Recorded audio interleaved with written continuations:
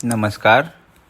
आज हम बात करेंगे गीता के 6वें अध्याय के श्लोक क्रमांक 1 एवं 2 के बारे में।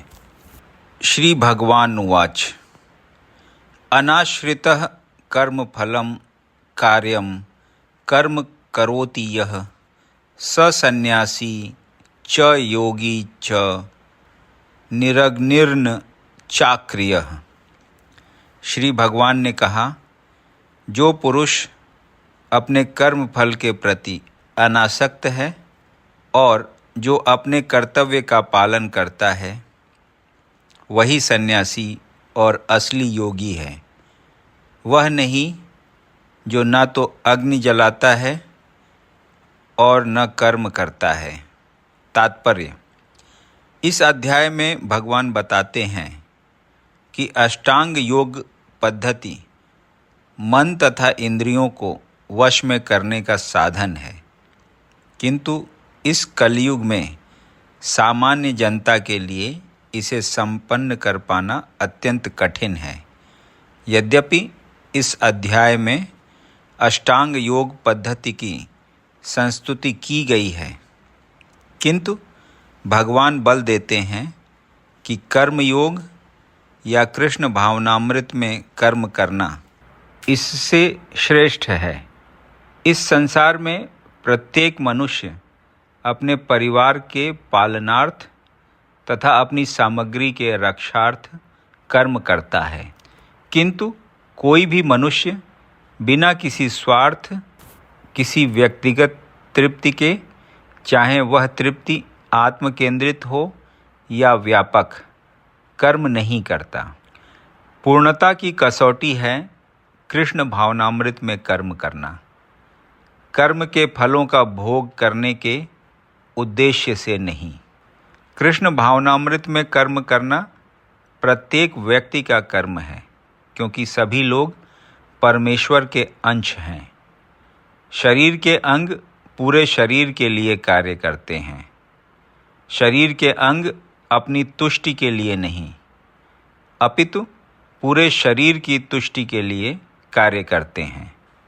इसी प्रकार जो जीव अपनी तुष्टि के लिए नहीं अपितु पर ब्रह्म की तुष्टि के लिए कार्य करता है, वही पूर्ण सन्यासी या पूर्ण योगी है।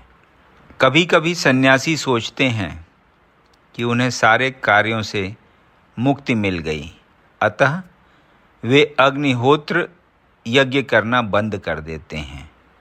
लेकिन वस्तुतः वे स्वार्थी हैं, क्योंकि उनका लक्ष्य निराकार ब्रह्म से तादात्म्य स्थापित करना होता है। ऐसी इच्छा भौतिक इच्छा से तो श्रेष्ठ है, किंतु यह स्वार्थ से रहित नहीं होती। इसी प्रकार जो योगी समस्त कर्म बंद करके अर्धनिमीलित नेत्रों से योगाभ्यास करता है, वह भी आत्मतुष्टि की इच्छा से पूरित होता है। किंतु कृष्ण भावना भावित व्यक्ति बिना किसी स्वार्थ के पूर्ण ब्रह्म की तुष्टि के लिए कर्म करता है। कृष्ण भावना भावित व्यक्ति को कभी भी आत्मतुष्टि की इच्छा नहीं रहती। उसका एकमात्र लक्ष्य कृष्ण को प्रसन्न करना रहता है, अतः वह पूर्ण सन्यासी या पूर्ण योगी होता है। त्याग के सर्वोच्च प्रतीक भगवान चैतन्य प्रार्थना करते हैं, न धनम न जनम न सुंदरीम कविताम वा जगदीश कामये मम जन्मनि जन्मनीश्वरे भक्ताद भक्तिर्हैतुकी त्वयि। हे सर्वशक्तिमान प्रभु, मुझे न तो धर्म संग्रह की कामना है, न मैं सुंदर स्त्रियों के साथ रमण करने का अभिलाषी हूँ, न ही मुझे अनुयायियों की कामना है। मैं तो जन्म जन्मांतर आपकी प्रेमा भक्ति की अहैतुकी कृपा का ही अभिलाषी हूँ। यम संन्यासमिति प्राहुर्योगम तम विद्धि पांडव न ह्यासन्यस्त संकल्पो योगी भवति कश्चन। हे पांडुपुत्र, जिसे सन्यास कहते हैं उसे ही तुम योग अर्थात पर ब्रह्म से युक्त होना जानो, क्योंकि इंद्रिय तृप्ति के लिए इच्छा को त्यागे बिना कोई कभी योगी नहीं हो सकता। तात्पर्य: वास्तविक संन्यास योग या भक्ति का अर्थ है कि जीवात्मा अपनी स्वाभाविक स्थिति को जाने और तदनुसार कर्म करे। जीवात्मा का अपना स्वतंत्र अस्तित्व नहीं होता, वह परमेश्वर की तटस्था शक्ति है। जब वह माया के वशीभूत होता है तो वह बद्ध हो जाता है, किंतु जब वह कृष्ण भावना भावित रहता है अर्थात आध्यात्मिक शक्ति में सजग रहता है तो वह अपनी सहज स्थिति में होता है। इस प्रकार जब मनुष्य पूर्ण ज्ञान में होता है तो वह समस्त इंद्रिय तृप्ति को त्याग देता है, अर्थात समस्त इंद्रिय तृप्ति के कार्यकलापों का परित्याग कर देता है।